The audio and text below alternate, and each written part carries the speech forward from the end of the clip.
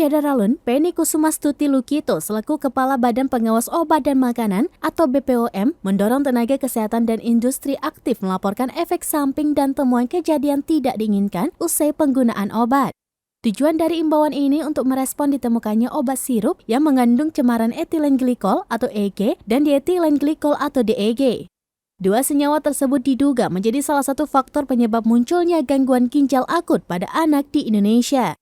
EMESO merupakan aplikasi monitoring efek samping obat yang nantinya laporan tersebut akan segera ditindaklanjuti oleh BPOM. Selanjutnya BPOM pun mengimbau masyarakat untuk waspada dan menjadi konsumen cerdas. Selalu mencatat jenis obat yang dikonsumsi di rumah sakit, swamedika, atau di fasilitas kesehatan.